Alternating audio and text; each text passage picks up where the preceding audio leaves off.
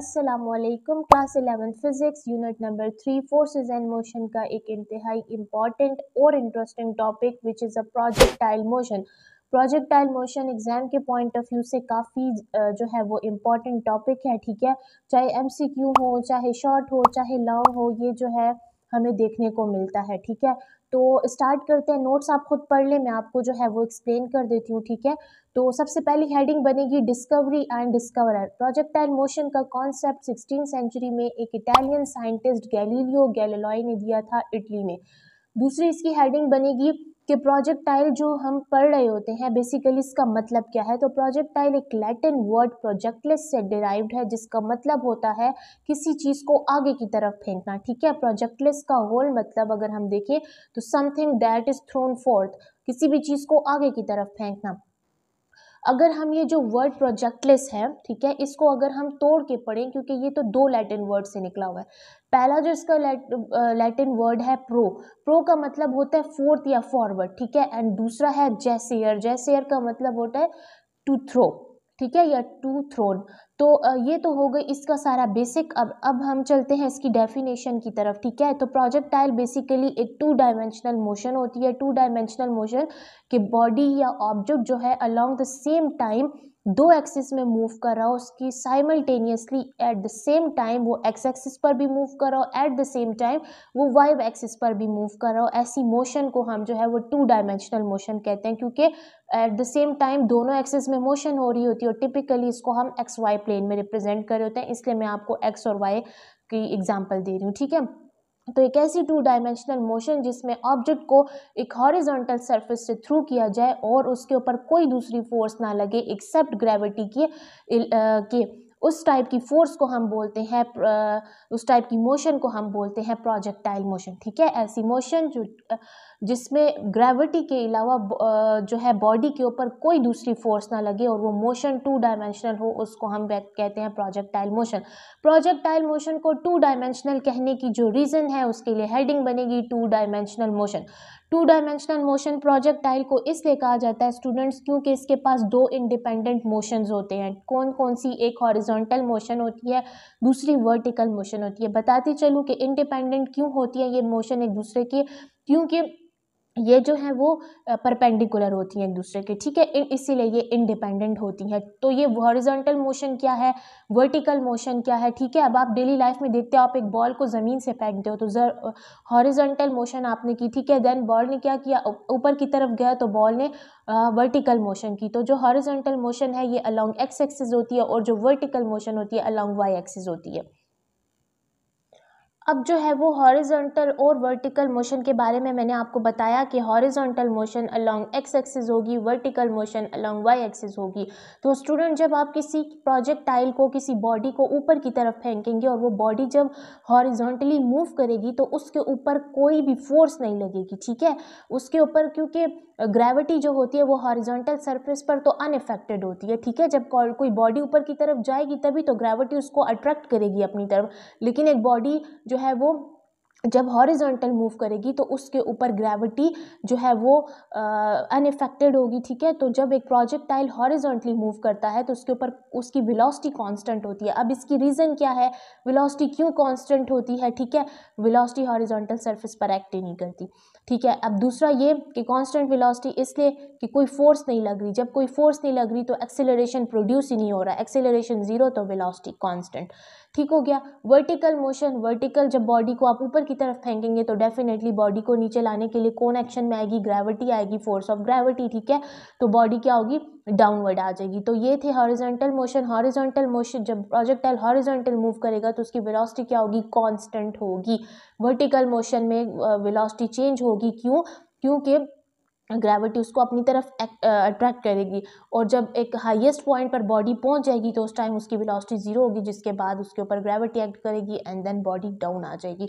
तो ये बेसिकली मैंने एक एक्स एंड वाई एक प्लेन बनाया जिसमें मैंने x axis and y axis को शो किया है for explaining the two dimensional motion ठीक है। ये एक्स एक्सिस हो गया, ये वाई एक्सिस हो गया। टू इंडिपेंडेंट मोशंस होती हैं, एक हॉरिजॉन्टल मोशन होती है, एक वर्टिकल मोशन। ये दोनों साइमल्टेनियसली एक ही वक्त में जो है वो बॉडी दो एक्सिस में मूव कर रहा होता है, इसलिए इसको टू डायमेंशनल मोशन कहते हैं। ठीक है। इसके अलावा ये एक इंडिपेंडेंट होते हैं, horizontal motion vertical motion independent component होते हैं क्योंकि एक दूसरे के परपेंडिकुलर होते हैं, और इसको हम टिपिकली एक्स वाई प्लेन में रिप्रेजेंट करते हैं। इसके अलावा स्टूडेंट्स, जब कभी भी आप बॉल को फेंकते हैं, ठीक है, तो आपने ये नोट किया होगा कि बॉल एक स्पेसिफिक शक्ल में जो है वो आके नीचे गिरता है। ठीक है, मतलब लाइक इस तरह से बॉल को फेंकते हैं तो बॉल इस तरह की शेप जो है वो अटेन करता है। इस शेप को फिजिक्स में बोलते हैं पैराबोला। ठीक है। तो ये जिस शेप में मतलब जिस तरीके से बॉल नीचे की तरफ आता है ना, जिस पाथ को ये फॉलो करता है उसको बोलते हैं ट्राइजेक्टरी। ठीक है। जो the path followed by a projectile is called its trajectory. तो ये जिस पाथ को फॉलो करते हुए नीचे दोबारा ज़मीन पर गिरता है तो उसको बोलते हैं ट्राइजेक्टरी, और इस ट्राइजेक्टरी को हम बोलते हैं, जो इस शेप को हम बोलते हैं पैराबोला। और ये बेसिकली यू शेप का होता है बट कर्व्ड होता है, उल्टा यू जिसको बोलते हैं। ठीक है। अब इसकी प्रॉपर इसको ग्राफ में देखते हैं। अब यहाँ देखें, प्लेन मैंने बना लिया। ठीक है, एक्स एंड वाई एक्सिस को शो कर लिया, और आपने प्रोजेक्टाइल को जब किसी बॉडी को फेंका, जब उसे प्रोजेक्ट किया, ठीक है, तो उसने देखें किस तरह की शेप अटेन की, पैराबोला। ठीक है। तो जब आप बॉल को भी फेंकते हैं ना, तो क्या करते हैं, बॉल एक मैक्सिमम हाइट तक जाने के बाद जब वापस नीचे आता है तो उसकी शेप कुछ पैराबोला बन जाती है, और ये जिस शेप को जिस पाथ को फॉलो करते हुए नीचे आता है उसको हम बोलते हैं इसकी ट्राइजेक्टरी। एग्जाम्पल्स प्रोजेक्टाइल मोशन की क्या हो सकती हैं, फुटबॉल हो गया, ये भी एक प्रोजेक्टाइल मोशन की एग्जाम्पल है। इसके अलावा जब जो प्लेयर होता है वो क्रिकेट बॉल को हिट करता है, वो भी प्रोजेक्टाइल मोशन की एग्जांपल है। शेल बोलते हैं तो तोप को, उसको गोले को। ठीक है। और कैनन बोलते हैं तोप को। ठीक है। तो जब एक कैनन में से एक शेल को फायर किया जाता है उस टाइम भी वो एक ये वाली शेप अटेन करता है, parabola, which is a projectile example of projectile motion. और एक स्टोन को जब आप थ्रो करते हैं डाउन द हिल। ठीक है। और अब हम चलते हैं आइडियल प्रोजेक्टाइल मोशन। स्टूडेंट, ये हेडिंग बनाने का मकसद क्या था, ये मकसद था कि जब आप एक बॉडी को फेंकते हैं ना, ठीक है, जब आप एक बॉडी को फेंकते हैं तो उसके ऊपर हवा लग रही होती है। ठीक है। हवा क्या करती है, एयर रेजिस्टेंस लग रही होती है जो उस बॉडी को आगे जाने से रोकती है। तो मे बी आपका वो टारगेट हिट ना करे जिसको आप हिट करवाना चाह रहे हो, आप बॉल को इधर फेंकना चाह रहे हो। ठीक है। इस पॉइंट पर तो बॉल एयर रेजिस्टेंस की वजह से पीछे की तरह इधर आकर स्टॉप हो जाए। ठीक है। या मे बी वो आप जब नेक्स्ट टाइम उसे फेंके तो वो इधर आ जाए। तो ये बेसिकली इस सिचुएशन से बचने के लिए आइडियल प्रोजेक्टाइल मोशन को जो है वो कंसिडर किया जाता है। ठीक है। जिसमें हम एयर रेजिस्टेंस को निगलेक्ट करते हैं, डेफिनेटली हवा की स्पीड को भी निगलेक्ट करेंगे, और जितनी डेली लाइफ में इन्फ्लुएंसेस आते हैं उसको हम निगलेक्ट करते हैं ताकि हम जो अचीव करना चाहते हैं वो हमें मिल जाए। ठीक है। देन है फिर spin off the projectile is neglected, मतलब आप स्पिन को भी निगलेक्ट करेंगे। ठीक है, वो भी निगलेक्ट होगी। उसके अलावा अदर इन्फ्लुएंसेस जो डेली लाइफ में आपको रियल प्रोजेक्टाइल्स में आपको मतलब जब अटेन कर रहे होते हैं, ठीक है, जो उसको इन्फ्लुएंस कर रहे होते हैं, उसकी मोशन को या उसकी ट्राइजेक्टरी को, उसके पाथ को, ठीक है, तो उसको हम निगलेक्ट करेंगे। अच्छा, मोस्टली ये एयर रेजिस्टेंस और ये विंड स्पीड वगैरह आ जाती है। ठीक है। एंड देन अब हम आ जाते हैं वेलोसिटी की तरफ। ठीक है। आपने एक प्रोजेक्टाइल को फेंका, वेलोसिटी ये हमारे पास ए, ठीक है, ये सब headings A B and C D तक का गया हुआ है। वेलोसिटी देखेंगे, फिर हम मैक्सिमम हाइट देखेंगे, फ्लाइट देखेंगे। ठीक है। ये सारे देखेंगे। तो सबसे पहले है वेलोसिटी। वेलोसिटी हम कंसिडर करते हैं कि हमने एक प्रोजेक्टाइल को फेंका। ठीक है। उस प्रोजेक्टाइल की जो वेलोसिटी थी, जब हमने उसे फेंका तो उसकी वेलोसिटी वी नॉट थी, उसने एंगल थीटा बनाया हॉरिजॉन्टल सरफेस के साथ। अब उसको हमने कैसे देखना है, ये ज़रा आप देखें। ये एक्स एक्सिस हो गया। ठीक है। प्लेन बनाया, x axis y axis, projectile को फेंका, उसकी वेलोसिटी उसने क्या अटेन की, वी नॉट, और हॉरिजॉन्टल सरफेस के साथ उसने एंगल थीटा बनाया।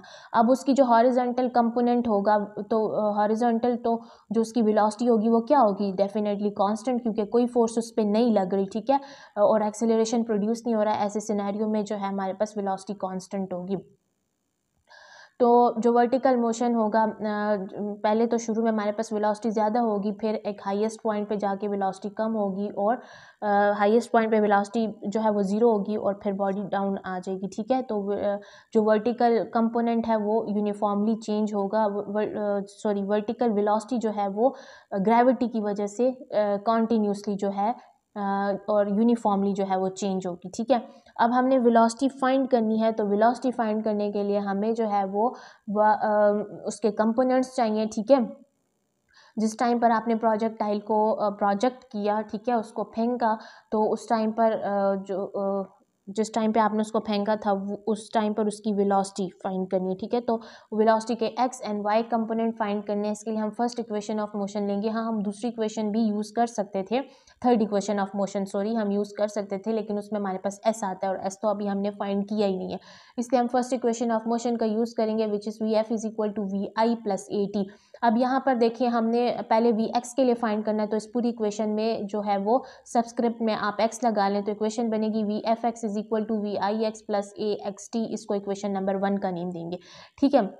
अब यहाँ पर ये जो इक्वेशन में ये यूज़ हुआ है वी एफ एक्स, जो टर्मिनोलॉजीज यूज़ हुई है, v f x final velocity along x axis, ठीक है, फिर v i x initial velocity along x axis, ठीक है, फिर इसके अलावा ए एक्स है, तो ए एक्स हमारे पास क्या है, हॉरिजॉन्टल एक्सेलरेशन है। अब यहाँ पर आए तो फाइनल वेलोसिटी अलोंग, अब ये एक्स एक्सिस हम वी एक्स फाइंड कर रहे हैं, ठीक है, अलोंग एक्स एक्सिस हमने वेलोसिटी को देखना है जो कि वी एक्स है। अब वी एक्स की हमने इनिशियल वेलोसिटी देखनी है, इसकी फाइनल वेलोसिटी देखनी है, तो वी एक्स की जो फाइनल वेलोसिटी होगी वो वी एक्स ही होगी, लेकिन इसकी जो इनिशियल वेलोसिटी होगी वो वी नॉट कॉस थीटा होगी और हॉरिजॉन्टल एक्सेलरेशन इसका 0 होगा। इन सारी वैल्यूज़ को उठा के हमने यहाँ पुट करना है, ठीक है। Initial velocity v naught cos theta, जब आप उसे हॉरिजॉन्टली मूव करेगा तो हॉरिजॉन्टल के कंपोनेंट के लिए हम वी नॉट कॉस थीटा लगाते हैं, एंड वेलोसिटी वी नॉट थी तो वी नॉट साथ लगेगी, फाइनल वेलोसिटी इसकी वी एक्स होगी, ठीक है। अच्छा, अब हम इन सारी वैल्यूज़ को v x v naught cos theta and 0 को हम इस इक्वेशन नंबर 1 में पुट करते हैं। तो अब जो है सारी वैल्यूज़ को, अच्छा यहाँ पर जो टाइम था वो टी इक्वल टू टाइम है, ठीक है। इन सारी वैल्यूज़ को हमने इक्वेशन 1 में पुट करना था। अब हमारे पास जो है वो, ठीक है, तो यहाँ पर अब हमने वैल्यूज़ को पुट कर लिया, तो पुट करने के लिए v x is equal to v f x था ना, तो वी एफ एक्स किसके इक्वल था, वी एक्स का, वी एक्स के वी और वी आई एक्स किसके इक्वल था, v naught cos theta plus a x 0 के इक्वल था, एंड टाइम इसी तरह इसको सिंप्लीफाई करेंगे तो v x is equal to we naught cos theta. इसके अलावा वाई एक्सिस के लिए हमने वेलोसिटी फाइंड करनी है, तो अब हमने उसी तरह से प्लेन बना लेना है, ठीक है। प्लेन बना लिया, वी नॉट यहाँ पर वेलोसिटी हो गई थीटा, उसने एंगल बनाया वी एक्स था, और अभी हमने वी वाई फाइंड करना है, ठीक है। तो वी वाई की इनिशियल वेलोसिटी और फाइनल वेलोसिटी, ठीक है। इस तरह वी वाई की जो इनिशियल वेलोसिटी होगी वी नॉट साइन थीटा होगा, और जो फाइनल इसकी वेलोसिटी होगी वो वी वाई होगी। इसी तरह हमने फर्स्ट इक्वेशन ऑफ मोशन को वाई के टर्म्स में लिख लिया, ठीक है। अब v f y final velocity along y axis जो कि वी वाई होगी, initial velocity along y axis जो कि वी नॉट साइन थीटा, और यहाँ पर जो एक्सेलरेशन होगा वहाँ पर ग्रेविटी आएगी, और माइनस जी क्यों आएगा, क्योंकि जो वर्क हो रहा है, वर्क डन हो रहा है against the gravity. Horizontal surface जब बॉडी नीचे आ जाएगी, ठीक है, तब तो उसकी वैल्यू 9.8 ही है, ठीक है, लेकिन जब आप उसे अर्थ की सरफेस से दूर लेकर जा रहे हैं तो ये तो ग्रेविटी के अगेंस्ट आप वर्क डन कर रहे हैं, तो इसलिए माइनस जी आएगा। इन सारी वैल्यूज़ को इक्वेशन में पुट करेंगे तो v f y is equal to v y, v f y जो है हमारे पास वी वाई, और वी आई वाई जो है v not sine theta plus acceleration की वैल्यू माइनस जी, और यहाँ से आ जाएगा टी। इसको सिंप्लीफाई करें प्लस माइनस माइनस, तो you will get v y is equal to we not sine theta minus g t. इसके बाद अब हम आ जाते हैं वेलोसिटी फाइंड करने के बाद, अब हम आ जाते हैं इसके मैग्नीट्यूड को फाइंड करने के लिए। मैग्नीट्यूड का फॉर्मूला है v is equal to under the root v x square plus v y square, ठीक है। वी एक्स की वैल्यू आपके पास क्या आई थी, v naught cos theta, v y की वैल्यू क्या आई थी, v not sine theta minus g t. इस इक्वेशन में पुट करेंगे, ठीक है। और अब हमने putting the value of v x and v y, ठीक है, तो ये वैल्यू पुट करेंगे वी नॉट कॉस थीटा का square plus v not sine theta minus g t का स्क्वायर, मतलब वी एक्स का स्क्वायर प्लस वी वाई का स्क्वायर, तो you will get the magnitude of the projectile motion, ठीक है। अब डायरेक्शन की बात करते हैं तो डायरेक्शन थीटा एंड फाई दोनों से कर सकते हैं। बुक में फाई यूज़ किया था तो मैंने भी फाई यूज़ कर लिया। So phi is equal to tan inverse v y by v x. V y की वैल्यू पुट करें v not sine theta minus g t v naught cos theta, तो यहाँ से आ जाएगा phi equal to tan inverse and v y by v x. तो ये आपकी आ गई प्रोजेक्टाइल मोशन की डायरेक्शन। अब हम आ जाते हैं मैक्सिमम हाइट। अब ये मैं आपको बहुत आसान जो है अल्फाज में बता देती हूँ। मैक्सिमम हाइट का मतलब ये है कि जब आपने प्रोजेक्टाइल को फेंका हॉरिजॉन्टल सरफेस से, आपने जब आपने बॉल को फेंका तो स्टूडेंट आप देखें कि बॉल ने कितना ज़्यादा हाइट कवर की है, ठीक है, उसको हम बोलते हैं maximum height of the projectile, या आप सादे अल्फाज में बोलें तो maximum height of your ball, ठीक है, जो आपने फेंका है।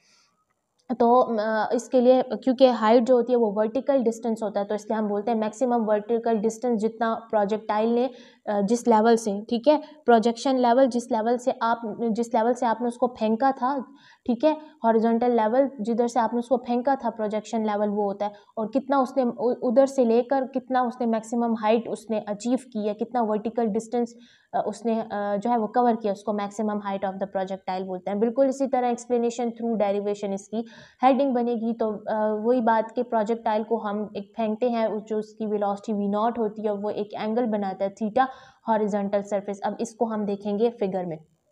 तो यहाँ देखें स्टूडेंट, प्लेन मैंने आपको बताया कि मैं आपको फिगर में बताती हूँ, तो एक्स एंड वाई एंड वही वाली डायग्राम मैंने दोबारा ड्रॉ कर ली। प्रोजेक्टाइल को फेंका, उसकी वेलोसिटी वी नॉट थी, ठीक है, यहाँ पे नहीं लिखा हुआ, आपने लिखना है, और यहाँ से उसका हॉरिजॉन्टल कंपोनेंट वी एक्स है एंड वी वाई। अब यहाँ पर जो इसकी हाइट की बात करें तो हाइट तो वर्टिकल डिस्टेंस होता है, उसको कैपिटल एच से प्रोजेक्टाइल मोशन के केस में हम लिखेंगे, ठीक है। अब यहाँ पर क्या करना है, ये जो इसकी मैक्सिमम देखें ना, इसको बॉल को जब फेंका तो बॉल ने ये ट्राजेक्ट्री फॉलो की, पैराबोला शेप बनाया, और ये देखेंगे उसकी मैक्सिमम, मतलब ये सबसे उसकी हाईएस्ट हाइट थी, ठीक है, मैक्सिमम हाइट जिसको बोलते हैं। अब हमने क्या करना है, सिंपल हमने क्या करना है, थर्ड इक्वेशन ऑफ मोशन। अच्छा, ये जो हाइट है ना ये वर्टिकल डिस्टेंस है, इसमें हॉरिजॉन्टल का कोई काम नहीं है, ठीक है। तो अब हम थर्ड इक्वेशन ऑफ मोशन का यूज़ करेंगे, क्यों, क्योंकि हमारे पास इनिशियल वेलोसिटी भी है, फाइनल वेलोसिटी भी है, और हमारे पास अब हम हाइट को डिस्कस करें, मतलब डिस्टेंस को, एस को, तो इसलिए हमने थर्ड इक्वेशन ऑफ मोशन का यूज़ किया।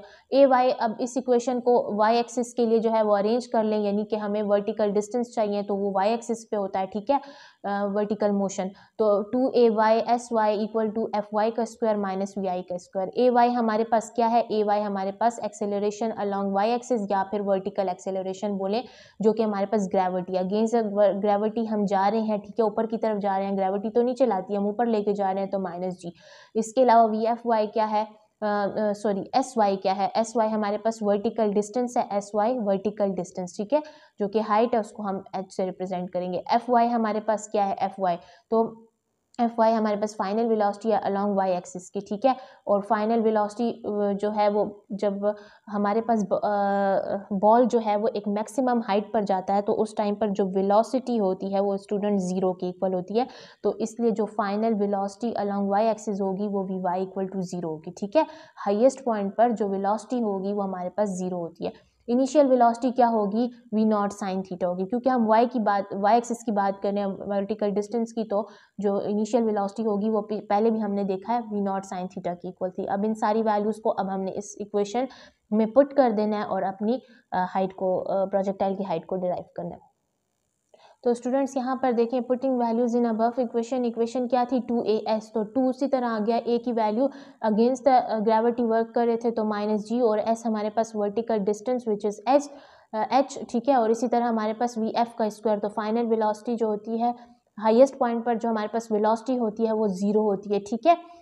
तो जीरो का स्क्वायर आ जाएगा माइनस इनिशियल वेलोसिटी क्या थी हमारे पास, वी नॉट साइन थीटा का होल स्क्वायर, ठीक है। अब इसको थोड़ा सिंप्लीफाई करेंगे, माइनस को आगे ले आएंगे, 2gh बन जाएगा, इधर से जीरो तो खत्म हो गया, ठीक है, माइनस उसी तरह ये स्क्वायर को ओपन कर लेंगे तो v not square sine square theta, ठीक है। उसके बाद यहाँ से ये माइनस और ये वाला माइनस एक दूसरे से कैंसिल हो जाएंगे, तो पीछे बचेगा 2gh is equal to we not sine square theta.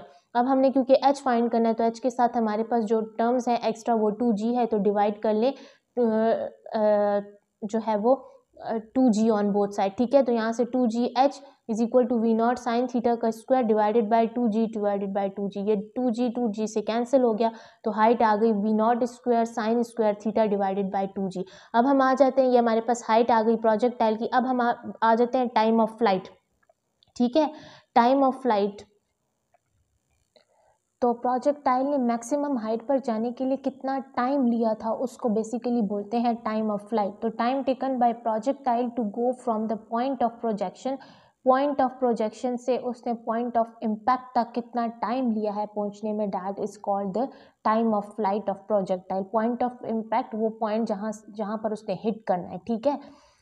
अच्छा, जहाँ से उसको हिट किया है, ठीक है, और मतलब टोटली बेसिकली ये कहने का मतलब ये कि वो टाइम के जब हाईएस्ट मैक्सिमम हाइट तक जाने के लिए, ठीक है, प्रोजेक्टाइल ने कितना टाइम लिया, that is basically the concept of time of flight in projectile, ठीक है। अब हम आ जाते हैं एक्सप्लेनेशन थ्रू डेरिवेशन। तो इसी तरीके से प्रोजेक्टाइल को थ्रो किया, उसकी वेलोसिटी वी नॉट थी, उसने एंगल थीटा बनाया विद द हॉरिजॉन्टल, और अब हम इसका फिगर देखेंगे। तो इसी तरीके से यहाँ पर ये फिगर प्लेन आप देख लें, एक्स एक्सिस वाई एक्सिस, और ये सारा जो है वी नॉट उसकी वेलोसिटी थीटा, उसने एंगल बनाया v naught y and v naught x, ठीक है।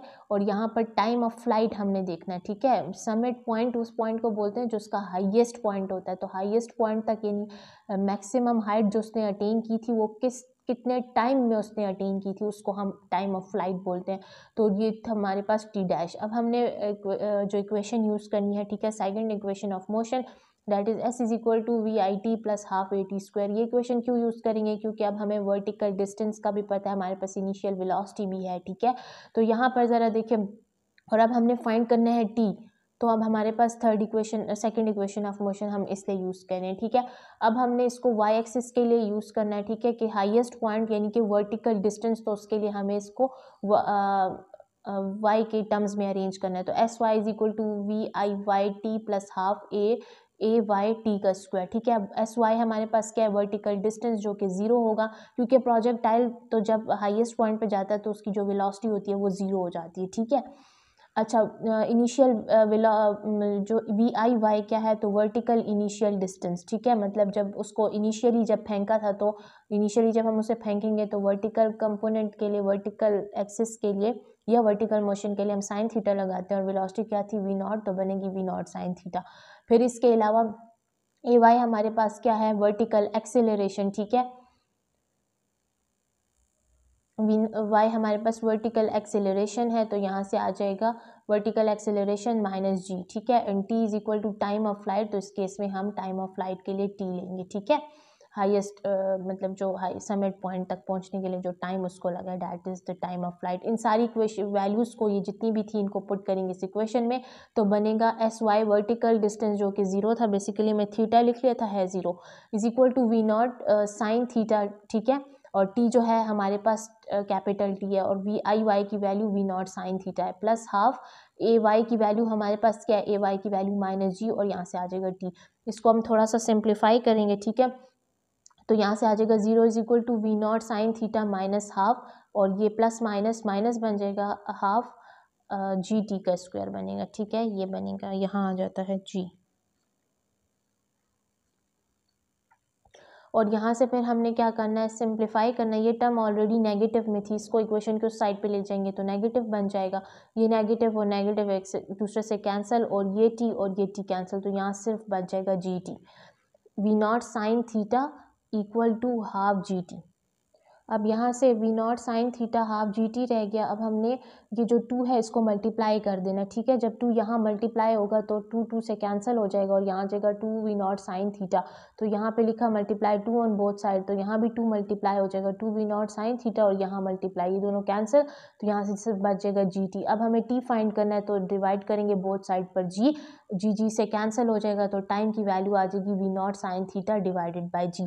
तो टाइम टू रीच समिट मतलब हाईएस्ट पॉइंट पे पहुंचने के लिए उस को कितना टाइम लगा था, ठीक है। तो समिट जो होता है बेसिकली एक हाई पॉइंट को कहते हैं, ठीक है। हाईएस्ट पॉइंट पर पहुंचने के लिए उसको इतना ही टाइम लगा था, मतलब टोटल फ्लाइट उसकी कितनी थी, फॉर एग्जांपल ये उसकी टोटल फ्लाइट थी, ठीक है, ये हॉरिजॉन्टल डिस्टेंस, तो हाईएस्ट पॉइंट पर पहुंचने के लिए उसको हाफ टाइम लगा, ठीक है। टोटल फ्लाइट का हाफ टाइम जो होगा वो उसका समिट टाइम होगा, ठीक है। तो मतलब टोटल जो summit time is equal to the half of the total time flight, ठीक है। टोटल टाइम का जो हाफ होगा वो समिट टाइम समिट पॉइंट तक पहुंचने के लिए उसको टाइम चाहिए होगा, ठीक है। अब हम आ जाते हैं रेंज पर। तो जो हमने वर्टिकल डिस्टेंस की बात की थी, अब हम हॉरिजॉन्टल डिस्टेंस की बात करेंगे तो उसको हम सिंपल रेंज कहेंगे। तो horizontal distance from the point of projection to the point of impact is called range of projectile, ठीक है। तो हॉरिजॉन्टल डिस्टेंस जो होता है मतलब पॉइंट ऑफ प्रोजेक्शन से लेकर पॉइंट ऑफ इम्पैक्ट, ठीक है। जहाँ से आपने प्रोजेक्ट किया था, जहाँ से आपने उसको हिट किया था और जहाँ से आपने उसको प्रोजेक्ट किया था, थ्रो किया था, और फिर पॉइंट ऑफ इम्पैक्ट जहाँ पर उसने आके अपनी रेंज मतलब जहाँ तक आके उसने अपना मैक्सिमम हॉरिजॉन्टल डिस्टेंस कवर किया, हॉरिजॉन्टल डिस्टेंस उसने लिया है, उसको हम रेंज बोलते हैं। तो बेसिकली रेंज जो होती है वो उस प्रोजेक्टाइल का हॉरिजॉन्टल डिस्टेंस होता है, उस पॉइंट से जहाँ से आपने फेंका और उस पॉइंट तक जहाँ पे वो जाके रुका। तो एक्सप्लेनेशन थ्रू डेरिवेशन, ठीक है। उसी तरीके से प्लेन बनाए, एक्स वाई एक्सिस को शो करें, ये वी नॉट है, थीटा इसने एंगल बनाया, v x v y, range क्या होता है, horizontal distance, point of projection ये है जहाँ से फेंका, पॉइंट ऑफ इम्पैक्ट ये है जहाँ पर उसने हिट करेगा, ठीक है, उसको बोलते हैं। तो उन दोनों के दरमियान जो वहाँ फेंकने वाले पॉइंट से लेकर हिट करने वाले पॉइंट तक का जो डिस्टेंस है वो रेंज है, उसको हम हॉरिजॉन्टल बोलते हैं, ठीक है। हॉरिजॉन्टल उसको हम रेंज बोलते हैं। अब हम सेकेंड इक्वेशन ऑफ मोशन का यूज़ करेंगे। रेंज हॉरिजॉन्टल डिस्टेंस है, इसलिए एस के साथ सबस्क्रिप्ट में सारी टर्म्स के साथ एक्स लगेगा। एक्स क्या होता है, हॉरिजॉन्टल डिस्टेंस जिसको हम रेंज कहते हैं, इसको हम आर से रिप्रेजेंट करेंगे। वी आई हमारे पास वी आई एक्स क्या है, इनिशियल वेलोसिटी है अलॉन्ग एक्स एक्सिस, और अलॉन्ग एक्स एक्सिस हमारे पास कॉस थीटा यूज़ होता है, और वेलोसिटी है की बात करें तो वी नॉट लगेगा। हॉरिजॉन्टल जो है वो जीरो होता है, इस सारी तीनों वैल्यूज़, और टाइम जो है वो टी ही रहेगा। टाइम की वैल्यू से अब हम पुट करेंगे क्योंकि हमने टाइम ऑफ फ्लाइट जो है वो निकाली, तो इधर पुट करेंगे सारी वैल्यूज़ को, सिंप्लीफाई करेंगे। अब यहाँ पर टाइम जो है, time of T is equal to time of impact, और टी की value 2v0 sine theta divided by G, putting values करें। Range is equal to value क्या थी, हाँ हमारे पास जो था वी आई एक्स था, ठीक है। और यहाँ पर हमारे पास आ जाएगा वैल्यू आ जाएगी, ठीक है, टाइम की 2v0 sine theta divided by G plus half, और ज़ीरो आ जाएगा एक्सेलरेशन हॉरिजॉन्टल, और यहाँ से आ जाएगा 2v0 sine theta divided by G. जो पीछे इक्वेशन थी सेकंड इक्वेशन ऑफ मोशन, उसमें वैल्यू पुट करेंगे। ये जो ज़ीरो है ना, इससे मल्टीप्लाई होगा और इससे, तो ये पूरी टर्म ज़ीरो हो जाएगी, पीछे ये टर्म रहेगी, इसको आप नीचे उतार लें, ठीक है। अब ये जो जी है इसको आप इसके नीचे ले आएँ, ठीक है। तो v0 G cos theta 2v0 sine theta. अब क्या बनेगा ज़रा यहाँ पर देखें, ठीक है। R is equal to we not G. अब ये जो कॉस थीटा है इसको मैं अंदर ले जाती हूँ, ठीक है। टिग्नोमेट्रिक रेशियोज को हम इकट्ठा कर लेते हैं, तो 2v0 sine theta cos theta बन जाएगा। यहाँ से ये वी नॉट स्क्वायर बन जाएगा, तो यहाँ से बच गया 2 साइन थीटा कॉस थीटा, और यहाँ नीचे जी रहेगा। 2 साइन थीटा कॉस थीटा की वैल्यू होती है साइन 2 थीटा, बस इसकी जगह सिंपल पुट कर लें साइन 2 थीटा। तो range is equal to we not square divided by G. अब स्टूडेंट जो हॉरिजॉन्टल उसने डिस्टेंस कवर किया था, ठीक है, तो हम उसको हम रेंज कहते हैं। तो उसने एक एंगल भी तो बनाया था ना, तो उसको बोलते हैं मैक्सिमम रेंज एंगल। तो कितना एंगल एक प्रोजेक्टाइल बना सकता है, ठीक है।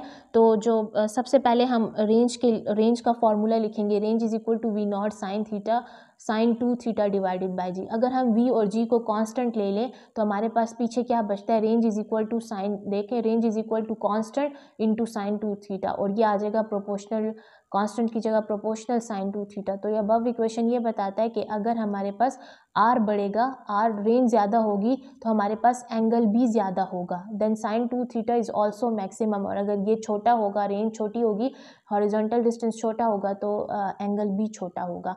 तो यहाँ पर ये जो लिखा है द मैक्सिमम वैल्यू साइन और के लिए जो मैक्सिमम वैल्यू है, ठीक है, किसी भी एंगल के लिए वो हमारे पास 1 होती है, ठीक है। और the factor sine 2 theta will be minimum if it is equal to 1, ठीक है। अच्छा, अब यहाँ पर जो है ये कह रहे हैं कि जो 2 थीटा है ना, जो मैक्सिमम वैल्यू होगी साइन की वो 1 होगी किसी भी एंगल के लिए। और ये जो साइन 2 थीटा है ये मैक्सिमम कब होगा, जब इसकी वैल्यू क्या होगी, 1 होगी, ठीक है। इस साइन की तो वैल्यू 1 होगी, लेकिन ये क्या है ना, जो साइन 2 थीटा है ये तब ज़्यादा होगा जब ये इक्वल टू 1 होगा। तो इसको अब हमने प्रूफ करना है कि ये इक्वल टू 1 होगा। तो यहाँ पर लिखेंगे साइन 2 थीटा कब मैक्सिमम होगा, जब ये 1 के इक्वल होगा। तो यहाँ लिखेंगे sine 2 theta is equal to 1। तो 2 थीटा मैक्सिमम हम फाइंड करें, एंगल फॉर मैक्सिमम रेंज। तो sine 2 theta maximum is equal to sine, अब यहाँ पे जो ये साइन क्या था इसको मैं उधर ले गई तो साइन इनवर्स 1 बन जाएगा। साइन इनवर्स 1 किसके इक्वल होता है, 90 डिग्री के। तो putting values in above equation, तो यहाँ पर 2 theta maximum is equal to 90 degree आ जाएगा। ठीक है, 1 से मल्टीप्लाई होगा 1 ही बन जाएगा। अब हमने थीटा फाइंड करना, डिवाइड कर लेंगे बोथ साइड पर 2 को, तो 2 कैंसिल हो जाएगा। थीटा मैक्सिमम क्या होगा, तो हॉरिजॉन्टल के लिए जो हमारे पास मैक्सिमम जो हॉरिजॉन्टल जो रेंज आएगी ना, जो हॉरिजॉन्टल डिस्टेंस होगा वो हमारे पास 45 का एंगल बनाएगा। ठीक है, जो मैक्सिमम एंगल हमारे पास आएगा वो एक ही होगा, विच इज़ 45 डिग्री। तो 45 डिग्री हमें क्या शो कर रहा था कि हॉरिजॉन्टल डिस्टेंस जो होगा ना वो मैक्सिमम तब होगा जब वो एंगल कब कितना बनाएगा, 45 डिग्री। तो above equation shows that when an object is projected at angle of 45 degree the range will be maximum. Maximum range कब होगा, हॉरिजॉन्टल डिस्टेंस कब ज़्यादा होगा मैक्सिमम, जब वो एंगल कितना बनाएगा, 45 डिग्री का। अब 2 प्रोजेक्शन एंगल्स क्यों लिए जाते हैं, फॉर सेम रेंज। ठीक है, if the velocity of projection, हमने कहा है ना वी नॉट डिवाइडेड बाय जी को हम कांस्टेंट लेते हैं। ठीक है, तो फिर 2 कॉम्प्लीमेंट्री एंगल्स हमारे पास जो है will have the same horizontal range. अगर हम एक्सेलरेशन और वेलोसिटी को जो है वो कांस्टेंट लेते हैं तो हमारे पास 2 एंगल्स आते हैं हॉरिजॉन्टल रेंज के लिए, हॉरिजॉन्टल डिस्टेंस के लिए। ठीक है, कॉम्प्लीमेंट्री एंगल्स वो होते हैं जिनका सम हमारे पास 90 के इक्वल हो। तो अब हम सबसे पहले लेते हैं 75, range is same at 75 and 15। ठीक है, तो 75 और 15 को सॉल्व, 75 और 15 90 के इक्वल होते हैं। 75 के लिए रेंज का फॉर्मूला लें। ठीक है, रेंज का ये फार्मूला था, range is equal to we not square divided by g sine 2 theta. Theta की जगह 75 पुट करें, यहाँ से 2 को 75 से मल्टीप्लाई करें, 150 साइन 150 0.5, तो range V not square divided by G 0.5 के इक्वल आ गई। ये 1 इक्वेशन ले लें। अब आर की जगह क्या पुट करें, आर 15 चेक करते हैं रेंज 15 के लिए, तो थीटा की जगह 15 पुट करें, 2 15 30, साइन 30 किसके इक्वल होता है, 0.5 के। तो ये देखें दोनों इक्वेशंस किसके इक्वल आ गई, एक दूसरे के इक्वल आ गए। इसका मतलब कि जो रेंज होगी 15 डिग्री और 75 डिग्री की वो सेम होगी, जो 15 के लिए होगी वो 75 के लिए होगी, जो 75 वो 15 के लिए। ठीक है, लेकिन मैक्सिमम रेंज एक ही होगी, वो होगी 45 डिग्री का एंगल जब वो बनाएगा तो वो मैक्सिमम रेंज होगी, मैक्सिमम डिस्टेंस होगा। और ये देखें अभी जो मैंने 75 और 15 का बताया सॉल्व करके प्रॉपर, ये देखें ये, ठीक है, ये मैंने जो आपको प्रॉपर बताया, तो उसके लिए यहाँ पर देखें एक्स एंड वाई प्लेन मैंने शो कर लिया। ठीक है, तो 15 के लिए 15 का हॉरिजॉन्टल डिस्टेंस इतना होगा, हॉरिजॉन्टल जो उसकी जो रेंज होगी वो इतनी होगी, और 75 की भी रेंज, दोनों का जो डिस्टेंस होगा हॉरिजॉन्टल वो सेम होगा। ठीक है, अब यहाँ देखिए रेंज इज सेम है, 30 और 60 के लिए भी सेम रहेगा।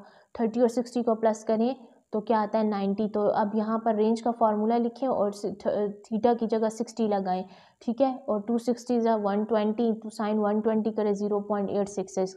इसी तरह थीटा की जगह 30 लगाएं, 230 ज़ा 60, इसी तरह 0.866। तो देखें दोनों के लिए जो 30 और 60 के लिए हॉरिजॉन्टल डिस्टेंस आएगा वो सेम होगा। एक्स एंड जो 30 के लिए रेंज आ रही है, हॉरिजॉन्टल डिस्टेंस आ रहा है, वही जो है 60 के लिए भी आ रहा है। ठीक है, अब हम आगे की तरफ चलते हैं। अब स्टूडेंट्स यहाँ पे देखें range with air resistance, air मतलब जब हॉरिजॉन्टल डिस्टेंस है ये इफेक्ट हो सकता है एयर रेजिस्टेंस की वजह से। ठीक है, मतलब आप बॉल को कहीं फेंके, बॉल को यहाँ फेंकने चाह रहे हैं, ठीक है, और बॉल यहाँ आ जाए, फिर फेंके, फिर यहाँ आ जाए, मतलब आपको वो टारगेट आपको ना मिले। ठीक है, तो विदाउट रेजिस्टेंस जिसको हम आइडियल केस कहते हैं, तो हमारे पास ट्रेजेक्ट्री ऑब्टेन करता है। ठीक है, और परफेक्ट पैराबोला शेप बनाता है। ठीक है, इसी तरह अगर एयर रेजिस्टेंस होगी तो देखिए आपकी ये जो पैराबोला शेप है ये थोड़े टेढ़े से कर्व से आ रहे हैं। ठीक है, so air resistance cause the projectile motion to deviate its ideal project parabolic trajectory making its path more curve. ठीक है, तो ये जो है हमारे पाथ को जो है वो कर्व करता है, डेविएट कर देता है, उसकी प्रोजेक्टाइल को चेंज कर देता है, उसकी जो उसकी आइडियल एक शेप है पैराबोलिक, उससे थोड़ा उसको कर्व कर देता है, आगे पीछे कर देता है। ठीक है, एयर रेजिस्टेंस। तो it's all about today's lecture. जिसमें हमने प्रोजेक्टाइल मोशन को A to Z सारा कवर किया है। होपफुली आपको वीडियो अच्छी लगेगी। वीडियो अच्छी लगे तो वीडियो को लाइक, चैनल को subscribe and don't forget to like, share and subscribe.